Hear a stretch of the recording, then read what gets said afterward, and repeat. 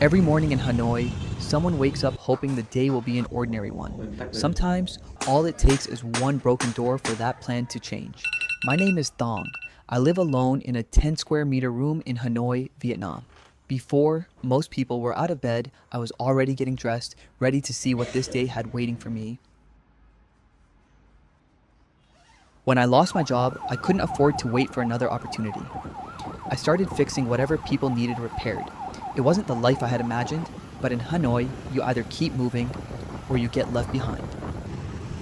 Rent keeps rising, and every small job helps me make it through another month. Today's job takes me deep into one of Hanoi's countless narrow alleys. Cars can't reach places like this. Here, motorbikes do almost everything. They carry families, deliver food, transport heavy loads, and for workers like me, they carry our entire workshop. The homeowner pointed to the rolling door. Every time it moved, it let out a harsh grinding sound. He told me the noise had been getting worse for days. Now, he was worried the whole door might suddenly come crashing down. I've learned never to ignore sounds like that. In this line of work, strange noises are usually the first warning that something much bigger is about to fail. I climbed up slowly, listening for where the sound was coming from before touching anything. The door was jammed almost completely shut.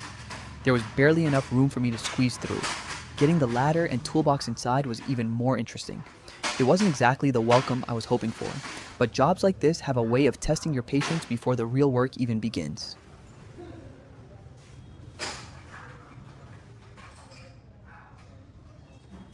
The moment I looked inside, I knew this wasn't going to be a simple repair. What started as a tiny crack had slowly torn the metal apart. That grinding noise wasn't just annoying, it was a warning. A few more days of normal use and the entire door could have come crashing down without any warning.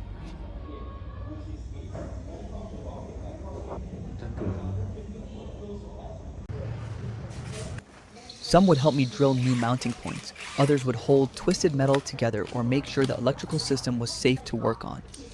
Nothing here was expensive or high-tech, just dependable tools that had followed me from one job to the next. I reached for my toolbox and started laying out what I'd need. Every tool inside had earned its place through years of hard work. Most repairs can be handled by one person with enough patience and experience. This wasn't one of them. The damage was too severe and there was no room for mistakes. Sometimes the smartest decision isn't working harder. It's knowing when to ask for help. So I picked up my phone. It was clear this repair was bigger than I could handle alone, so I called my cousin, Nam. After years of working on heavy industrial doors, he was the first person I trusted with jobs like this. Nam took one look at the damage and immediately understood the situation. It matched everything I described over the phone. We exchanged a few quick ideas, agreed on a plan, and got ready to begin. With the plan in place, we marked the exact positions and started reinforcing the front panel. Nam is 43 years old and lives just a few miles from me. He's married and raising 3 young children, so every day comes with another responsibility waiting at home. Like the rest of us in Hanoi, he's felt the pressure of rising prices and the growing cost of living. None of that has made life any easier, but somehow he always shows up with a smile, a joke, and the kind of attitude that makes even the hardest jobs feel a little lighter.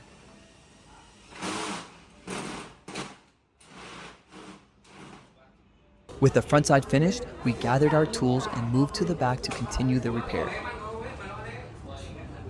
Nam's backpack was noticeably heavier than mine. Years of experience had taught him to prepare for just about anything. You could tell he carried more than just tools.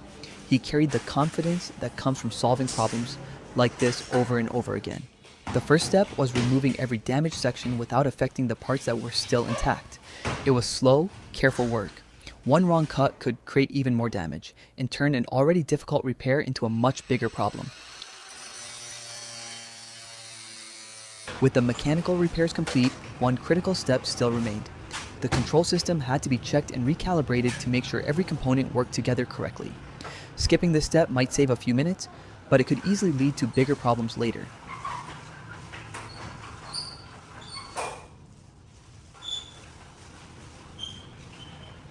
After one final inspection, everything worked exactly as it should.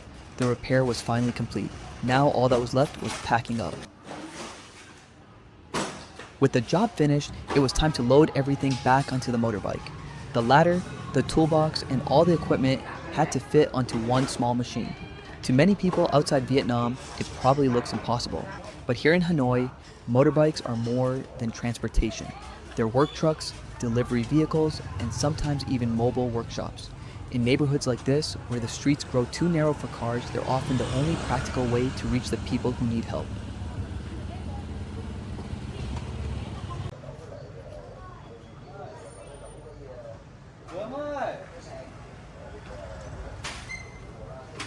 The homeowner was happy with the repair and thanked us before we left. Then he handed us our payment, 140,000 Vietnamese dong, or about $6. It may not sound like much, but that money came from several hours of honest work under the Hanoi sun. Jobs like this won't make anyone rich. They simply help cover rent, buy groceries, and keep life moving forward, one repair at a time. With the repair finally behind us, we stopped at a small roadside tea stand we both knew well. For many working people in Vietnam, places like this are part of the daily routine. A glass of iced tea costs only a few cents, but that's never the real reason people come. It's a place to cool down, catch your breath, and talk about the day's work before moving on to the next job. Nam reached for a traditional bamboo water pipe, packed it with strong shredded tobacco, and lit it with practiced hands.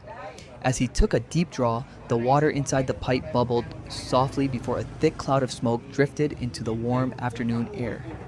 The tobacco is incredibly strong. For someone trying it for the first time, even a single puff can leave them coughing or feeling dizzy for several minutes. As we sat there, the conversation drifted away from work and toward family. Nam told me about his 3 children. His oldest would be starting first grade soon, and like many parents, he was already thinking about school fees, books, uniforms, and all the other expenses that come with a new school year. I asked him if he'd ever thought about leaving this line of work for something easier. He smiled for a moment, then quietly shook his head. "If I quit," he said, "how would I provide for my kids?" Nam stubbed out the last of his tobacco, flashed a familiar smile, and climbed back onto his motorbike. Another job was finished, another day of providing for the 3 children waiting for him at home. Just as I was about to leave, a tiny puppy came trotting across the alley. It looked so curious and so confident that I couldn't help but follow it to see where it was going. The puppy led me straight into one of Hanoi's neighborhood markets. I had no idea where it was going, but moments like this often lead to the most interesting discoveries. Outside the market, fresh bread, pork, and vegetables lined the entrance. It wasn't polished or modern, but this is where many people in Hanoi shop every single day. This market opens before sunrise, around 4 in the morning, and stays busy until evening. You can find almost everything here: fresh vegetables, fruit, meat, fish, and everyday essentials. Many working families still prefer markets like this. Prices are usually lower, the food is often fresher, and over time, customers and vendors get to know each other by name. I stopped at a small coconut stand near the entrance. The vendor was carefully stacking the coconuts, making sure there was enough space for people to walk by. Even in the middle of a busy market, everyone tries to leave room for each other. She barely had to look at the coconut anymore. Years of experience had turned every movement into muscle memory. One clean swing to crack the shell, a few quick cuts to shape the top. Within seconds, it was ready to drink.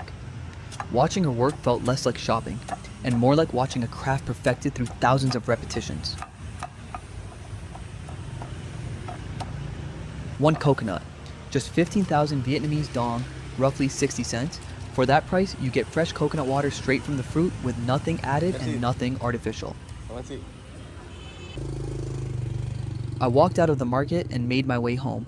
Behind me, the stalls stayed busy. Customers kept arriving, and another ordinary day in Hanoi continued exactly as it always does. Before heading home, I tightened the straps around the ladder one last time. Then I put on my helmet and started the old motorbike. Both once belonged to my mother. They've carried me through countless streets and countless working days across Hanoi. To most people, they're just old things. To me, they're a reminder of where I came from and why I keep going. I pulled back into the traffic, ready for whatever tomorrow brings, because every new day is another chance to build a better future, one honest job at a time.